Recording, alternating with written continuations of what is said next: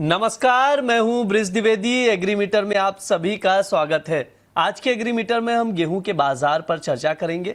गेहूं पर बातचीत करने के लिए हमारे साथ जुड़ रहे कमोडिटी समाचार सिक्योरिटीज के को फाउंडर और हेड ऑफ रिसर्च अंकित कपूर जी और एग्रोकॉप इंटरनेशनल के हेड रिसर्च इंद्रजीत पॉल जी। सर, आप दोनों का बहुत बहुत स्वागत है द बोनस में। नमस्कार। नमस्कार सर, नमस्कार। बातचीत करना शुरू करते हैं। अंकित सर, आपसे शुरुआत करूंगा। सबसे पहले आंकड़ों पर अगर नजर डालें तो मौजूदा समय में अगर देखें तो गेहूं की सप्लाई बेहतर नजर आ रही है। सर, आपका व्यू क्या है? सप्लाई को देखते हुए घरेलू बाजार में गेहूं की डिमांड कैसी नजर आ रही है?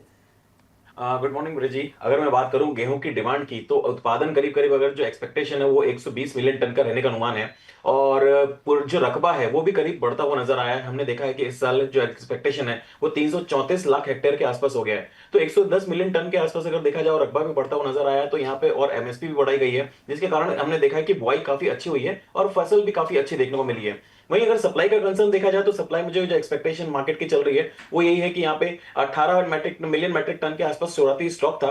और जो लगातार अगर मैं खरीद की बात करूं तो 30 से 35 टन मैट्रिक की सरकार की जो खरीदी है उसकी आशंका मुझे लग रही है। लेकिन अभी थोड़ी सी लेट हो चुकी खरीदी, लेकिन आने वाले टाइम में कितनी खरीदी और करते हैं उसका देखना पड़ेगा। कुल सप्लाई की अगर बात करें तो यहाँ पे 152 मिलियन मैट्रिक टन के आसपास यहाँ पे एक्सपेक्टेशन है। अगर मैं इस डेटा को अगर यहाँ पे फिलहाल अगर डिकोड कर रहा हूं तो मुझे लग रहा है कि आने वाले टाइम में सप्लाई आपको तो वैसे भी बेहतर देखने को मिलेगी। तो सप्लाई मार्केट के अंदर जितनी है उतनी स्थिर है। घरेलू मांग की अगर बात करें तो 115 मिलियन मैट्रिक टन का रहने का अनुमान है। पिछले साल लगभग अगर बात करें तो 112 मिलियन मैट्रिक टन के आसपास इसका जो पिछले साल की वो डिमांड थी, इस साल जो डिमांड है करीब करीब 115 मिलियन मैट्रिक टन की रहने वाली है। तो यहाँ पे डिमांड निकल के आएगी, वैसे अगर देखा जाए तो सप्लाई भी रहेगी। तो कुल मिलाकर देखें तो जो उपलब्धता है वो पूरी पर्याप्त बनी रहेगी। ठीक है, ये अंकित सर की राय है, तो उसके अकॉर्डिंग आप लोग देखिएगा। इंद्रजीत सर, आपका क्या ओपिनियन है? घरेलू बाजार में डिमांड कैसी नजर आ रही, कैसे देख रहे हैं आप? इस साल व्हीट की अवेलेबिलिटी काफी कंफर्टेबल है और साथ ही अगर हम डिमांड भी देखें तो इक्वली हेल्दी डिमांड बनी हुई है। फ्लोर मिल्स की रेगुलर बाइंग चल रही है और रैक लोड की डिमांड में भी काफी इंप्रूवमेंट देखने को मिल रहा है। इवन फिनिश प्रोडक्ट्स अगर देखें जैसे आटा, मैदा और सूजी की डिमांड भी अच्छी चल रही है। और साथ ही प्रोसेसिंग मार्जिन जो है मिल्स की वो भी इस साल सही चल रहा है अभी तक, और जिस वजह से बाइंग सपोर्ट बनी हुई है। जी पीछे। इंद्रजीत सर, एक चीज और बताइएगा। जैसे हम लोग देख भी रहे हैं मौजूदा समय पे भारत से जो गेहूं के एक्सपोर्ट हैं वो लगातार बढ़ोतरी देखने को मिल रही है, और ग्लोबल मार्केट में देखा जाए तो गेहूं के दाम भी बढ़े हुए हैं। क्या इस वजह से क्या भारत से गेहूं का जो एक्सपोर्ट है और बढ़ेगा? बिल्कुल, जैसे ग्लोबल व्हीट प्राइसेस अगर हम देखें तो पिछले हफ्तों में अगर देखें तो रैली काफी अच्छी रैली दिखने को मिली है। इवन अगर सीबीओटी में देखें या फिर यूरोपियन मार्केट्स जो भी है उसमें भी देखें तो दोनों ही मार्केट्स में काफी स्ट्रांग रैली देखने को मिली है, जिससे कि इंडियन व्हीट की कम्पिटिटिवनेस काफी इम्प्रूव हुई है इन दिनों में। और अगर हम एक्सपोर्ट का भी आंकड़ा देखें अप्रैल और मई के दौरान, लगभग इंडिया ने 1.2 लाख टन का एक्सपोर्ट किया हुआ है, और जिसमें करीब आपका 83,000 टन नेपाल को गया है और 36,000 टन आपका यूएई को गया है। अगर इंटरनेशनल प्राइसेस इसी तरह से सपोर्टिव रहते हैं और एक्सपोर्ट पॉलिसी में कोई बड़ा बदलाव नहीं आता, तो आने वाले टाइम में हम और एक्सपोर्ट्स देख सकते हैं, खास करके बांग्लादेश, नेपाल और मिडिल ईस्ट जैसे मार्केट्स में नए ऑर्डर एक्सपोर्ट ऑर्डर्स आने की संभावना बढ़ सकती है आने वाले दिनों में। हालांकि एक्सपोर्ट पेस की जो है वो आने वाले टाइम में गवर्नमेंट पॉलिसी पे भी डिपेंड करेगी। और अभी जैसे एक्सपोर्ट कोटा है लगभग 5 मिलियन टन का, अगर इसी तरह से इंटरनेशनल मार्केट में प्राइसेस में उछाल आती रहेगी और इंडिया का कम्पिटिटिवनेस बढ़ते रहेंगे तो ये जो कोटा है ये फुल्ली मीट हो सकता है आने वाले टाइम में। ठीक है, अंकित सर, आप भी एक बार व्यू रख दीजिए। भारत से जो गेहूं का एक्सपोर्ट है उसको लेकर क्या व्यू है आपके? क्या बढ़ता हुआ दिखाई देगा? डेफिनेटली यहाँ पे मुझे लगता है कि ये बढ़ता हुआ नजर आएगा, क्योंकि अभी जिस तरह की कंडीशंस दिख रही हैं यहाँ पे सबसे ज्यादा जो डिमांड निकल के आ रही है, अगर आप देखेंगे तो रशिया और यूक्रेन सबसे बड़े गेहूं के एक्सपोर्टर रहे हैं। लेकिन वहां पे जो तनाव वापस से छेड़ा है उसके कारण कहीं ना कहीं प्रॉब्लमेटिक सिचुएशन देखने को मिल रही है। और एक चीज यहाँ पे मैं और बोलना चाहूंगा कि जो बाकी ग्लोबल मार्केट में जो डिमांड है वो तो लगातार बनी हुई है, लेकिन बाकी कंट्रीज में अगर देखा जाए तो 26% तक, अमेरिका में देखा जाए तो इस साल करीब 26% तक भाव बढ़े हैं। तो ये जो भाव बढ़ते हैं वहां पे नजर आ रहे हैं, इसकी वजह से जो इंडियन जो वो है है वीट है उसकी प्रतिस्पर्धा काफी यहाँ पे देखने को मिल रही है। इसकी वजह से मुझे डिमांड लगातार बढ़ती नजर आ रही है। हमने मार्च से लेके अभी तक का देखें तो करीब करीब 7 गुना यहाँ पे डिमांड बढ़ती हुई नजर आई है। सारी डिमांड मैक्सिमम तरीके से अगर देखा जाए तो बांग्लादेश से निकल के आ रही है। अब ये देखना होगा कि बांग्लादेश से अदर कंट्रीज की तरफ रूट हो रहा है, किस तरीके से जा रहा है, वो यहाँ पे काफी कंसर्न बना हुआ है। अगर गवर्नमेंट इस पे एक्सपोर्ट पे अभी रिस्ट्रिक्शंस नहीं लगाती है और ग्लोबल मार्केट में प्राइसेस इसी तरह से बढ़ते रहते हैं तो डेफिनेटली मुझे लगता है कि एक्सपोर्ट इंडिया का जो है वो आगे टाइम में बढ़ता रहेगा। और जैसे अभी सर ने बोला जो जितना कोटा है वो पूरा होता हुआ नजर आएगा तो डेफिनेटली मुझे लगता है कि आने वाले टाइम में कोटा भी पूरा होता हुआ नजर आएगा। अगस्त महीने के बाद से डिमांड भी यहाँ पे काफी अच्छी निकल के आ सकती है। इंद्रजीत सर, एक आखिरी सवाल है आपके लिए, जानना चाहेंगे कि मौजूदा समय में अगर देखें तो गेहूं के एक्सपोर्ट ऑर्डर कैसे नजर आ रहे हैं वो बताइएगा, और साथ ही ये भी बताइए क्या ग्लोबल मार्केट में भारतीय गेहूं की डिमांड क्या है, कैसी नजर आ रही है सर? हाँ, फिलहाल अगर देखें तो ज्यादा बड़े वॉल्यूम का एक्सपोर्ट ऑर्डर अभी तक नहीं आया है, लेकिन इंक्वायरीज में क्लियर इंप्रूवमेंट देखने को मिल रहा है। जबकि लास्ट एक हफ्ते से इंक्वायरीज में काफी इंप्रूवमेंट है, खासकर बांग्लादेश से बाइंग इंटरेस्ट बढ़ा है। और बायर्स जो है पहले के मुकाबले लगभग आपका 10 से 20 रुपए प्रति क्विंटल ज्यादा बीड्स दे रहे हैं। तो इससे क्लियरली पता चलता है कि आने वाले टाइम में आपका इंडिया का जो एक्सपोर्ट्स है वो बढ़ते हुए नजर आ रहा है। इवन नेपाल और यूएई जैसे ट्रेडिशनल मार्केट्स में भी इंडियन व्हीट की डिमांड बनी हुई है। अगर ब्लैक सी रीजन में सप्लाई कंसर्न्स और ग्लोबल प्राइसेस स्ट्रांग रहते हैं तो अगले कुछ हफ्तों में इंडिया से नए एक्सपोर्ट डील्स देखने को मिल सकते हैं। ओवरऑल सेंटीमेंट पॉजिटिव है, लेकिन एक्सपोर्ट्स में स्ट्रांग एक्सेलरेशन के लिए ग्लोबल प्राइस एडवांटेज और पॉलिसी सपोर्ट दोनों जरूरी होंगे आगे चल। जी सर, बिल्कुल, बहुत बहुत धन्यवाद सर, इतनी सारी आपने जानकारी भी साझा की। Sir Indrajeet sir, please disclaimer दे दीजिए।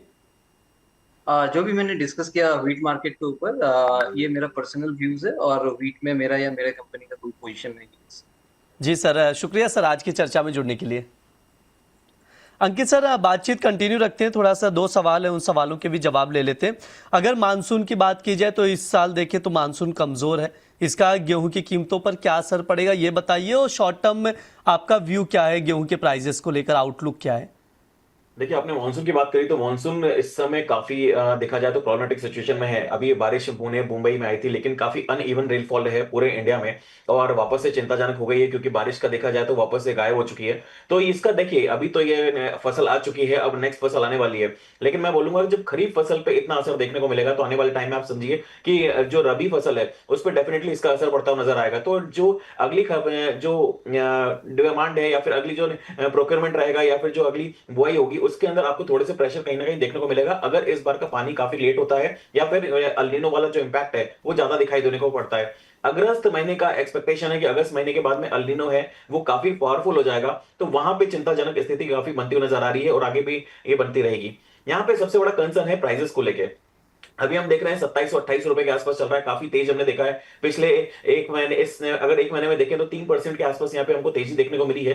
तो इंडियन मार्केट में फिर भी उतनी तेजी नहीं है क्योंकि हम लोग डोमेस्टिक अगर देखा जाए तो सप्लाई यहाँ पे काफी अच्छी है। लेकिन इंटरनेशनल मार्केट से अगर ये प्राइसेस जो प्राइसेस हैं अगर वो बढ़ती रहती है, डिमांड अगर ज्यादा निकल के आती है, जैसे बांग्लादेश से भी बात चल रही है कि वहां पे इंक्वायरीज बहुत ज्यादा है, तो इंक्वायरीज तो है लेकिन वो रूट कहां पे हो रहा है ये देखना बहुत जरूरी है कि इसकी सप्लाई बांग्लादेश से आगे किस तरफ जा रही है। कहीं ऐसा तो नहीं ईरान की तरफ या बाकी अदर कंट्रीज की तरफ जा रही है। इंडियन मार्केट में भी फेस्टिवल डिमांड चालू होने वाली है, अगस्त के बाद में लगातार त्योहार है, तो यहाँ पे डिमांड काफी अच्छी रहने की वाली है। तो मुझे नहीं लगता कि प्राइसेस में कोई बहुत बड़ी गिरावट आएगी, लेकिन अल नीनो का इंपैक्ट अगर देखने को मिलता है और सारी चीजें मिलती हैं तो आने वाले टाइम में आप मान के चलिए कि 3200-3300 रुपए तक भी इसके प्राइसेस जा सकते हैं। ये 5000 रुपए चले जाएंगे प्राइस ऐसा बिल्कुल नहीं लगता है, लेकिन हाँ अभी जिस तरह की तेजी दिख रही है उसमें लग रहा है कि 3200-3300 तक जा सकते हैं। सरकार की खरीदी भी थोड़ी सी यहाँ पे कमजोर पड़ी है। मैं फिर बोल रहा हूँ सरकार की खरीदी यहाँ पे अभी देखा जाए तो थोड़ा सा लेट हो गई है, इस लेट के कारण भी हमको प्राइसेस में उछाल देखने को मिल रहा है। अगर गवर्नमेंट रेस्ट्रिक्शंस नहीं लगाती है और वो जो अपना माल है उसको सप्लाई नहीं करती है मार्केट के अंदर, तो मुझे लगता है कि फिर थोड़ा सा यहाँ पे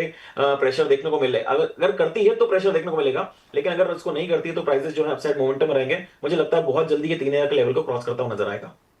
ठीक है, ये सर का व्यू है, यानी यहाँ से हम लोग गेहूं के भाव में तेजी देख सकते हैं, ये सर की राय है, तो उसके अकॉर्डिंग आप लोग देखकर चल सकते हैं। सर एक आखिरी सवाल रहेगा, अगर किसी को एग्री कमोडिटी में पोजीशन बनानी हो तो आपकी तरफ से कोई एग्री कॉल सजेशन में है क्या?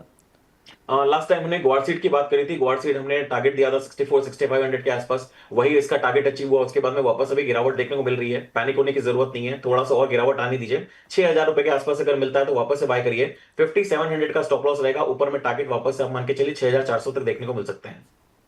ठीक है, सर की ओर से टॉपिक में रिकमेंड किया जा रहा है गौर से नोट डाउन करके चल सकते हैं। ट्रेडिंग कॉल आप लोग बाय करने की सलाह दी जा रही है। सर आज के शो में हमने ट्रेडिंग कॉल भी ले लिया, गेहूं पर विस्तार से बातचीत भी कर ली। सर एक चीज़ जानना चाहेंगे, जिस तरह से हम लोग देख रहे हैं ऑप्शंस को लेकर, पिछले बार क्लासेस में आपने काफ़ी कुछ सिखाया, अब एक बार वापस से कमोडिटी समाचार और द बोनस मिलकर वापस से क्लासेस शुरू कर रहे हैं। सर इस बार कोई नई चीज़ सिखाने वाले हैं आप, क्या कुछ सिखाएंगे? प्लीज़ सर एक बार दर्शकों को बताइए। देखिए, पिछली बार मैंने जो पूरा क्लासेस ली थी वही सेम चीजें रिपीट हैं। देखिए, सिखाने के लिए एक लिमिटेशन होती है। अब मैंने बहुत बार देखा है जहां पे एक दिन का क्रैश कोर्स या 2 दिन का क्रैश कोर्स होता है। ऑप्शंस इतना आसान नहीं है कि आप 1 या 2 दिन में सीख लें। अगर आप ज्वेलर्स हैं, अगर आप सेंसेक्स ट्रेडर्स हैं, अगर आप ग्वारसीड या ग्वारगम में भी आप ऑप्शंस की स्ट्रैटेजी चाहते हैं, तो डेफिनेटली मुझे लगता है कि आने वाले टाइम में इस चीज की आपको जरूरत पड़ने वाली है। क्योंकि ऑप्शन एक ऐसी चीज है जहां पे मार्केट में आपको एक जो बड़े मूवमेंट्स हो रहे हैं उसको कैप्चर करना या अपनी पोजीशन को संभालने की जरूरत होती है। तो जितने भी हेजिंग होती है, जितनी भी ऑप्शन स्ट्रैटेजीज होती हैं, आपको बहुत ज्यादा बल्क में बाइंग करना है, लेकिन अभी आपके पास पैसा नहीं है, आपको दिवाली के लिए तैयारी कर रही है, वो सारी चीजें इसके अंदर हम कवर करते हैं। तो ऑप्शन के मास्टर क्लास केवल एक दिन की नहीं है, ये 20 डेज की करीब करीब 1 महीने की पूरी क्लासेस हैं, जहां पे मंडे टू फ्राइडे रात को 9 बजे जब आप सारे काम से फ्री हो जाते हैं, उसके बाद में रात को 9 बजे मैं आपके साथ में रहूंगा, जहां पे पूरी की पूरी इस चीज को हम डिकोड करेंगे कि मार्केट में ऑप्शंस सट्टा नहीं है, एक आपके लिए बहुत बड़ी अपॉर्चुनिटी है, जिसके कारण आप मार्केट के अंदर अपनी पोजीशंस को बचा सकते हैं, संभाल सकते हैं और उससे मुनाफा भी कमा सकते हैं। अंकित सर, आपने एक ट्रेडिंग कॉल दिया है एग्री का, कोई और भी कॉल्स बन रहे थे क्या? बिल्कुल, अगर यहाँ पे देखा जाए तो 2 कॉल और है। एक कार्डमम जो मेरा बहुत फेवरेट है इस समय, अगर देखा जाए तो प्राइसेस इस समय चल रही हैं 3400 रुपए के आसपास। मुझे लगता है कि 3380 रुपए के आसपास मिलता तो खरीदारी करिए। 3150 का स्टॉप लॉस रहेगा। टारगेट यहाँ पे 3800 रुपए तक देखने को मिल सकते हैं। धनिये के अंदर बहुत अच्छी तेजी देखने को मिल रही है। मुझे अभी भी लगता है कि इसके अंदर खरीदारी करके चलना चाहिए। 15600 का लेवल अगर मिलता है तो खरीदारी करके चलें। 15000 का स्टॉप लॉस रहेगा। ऊपर में 16800 तक के टारगेट देखने को मिलेंगे। ठीक है, ये सर के टॉप पिक्स हैं, आप लोग नोट डाउन करके चल सकते हैं। बाय करने की सलाह दी जा रही है। सर समय भी हो चुका, काफी विस्तार से हमने बातचीत भी की है। सर प्लीज डिस्क्लेमर दे दीजिए एक बार। जी, डेरिवेटिव मार्केट में मेरी कोई पोजीशन नहीं है। जो भी मैंने बात करी है सारी के सारे अनबायस्ड है। प्लीज बिना स्टॉप लॉस के मार्केट में कभी ट्रेड मत करिए और अपने एडवाइजर की सलाह जरूर लीजिए। Thank you so much. जी बिल्कुल, बहुत बहुत शुक्रिया सर आज की चर्चा में जुड़ने के लिए। ये हमारा एग्रीमीटर शो है। इस दौरान तमाम एग्री कमोडिटीज पर हम लोग विस्तार से बातचीत करते हैं। इस बार गेहूं के बाजार पर हमने चर्चा की है। कुछ टॉपिक्स भी रिकमेंड किए गए हैं एग्री कमोडिटी के, जिन पर आप लोग नजर बनाकर चल सकते हैं। फिलहाल के लिए शो में इतना ही। आप लोग बने रहिए द बोनस के साथ। धन्यवाद।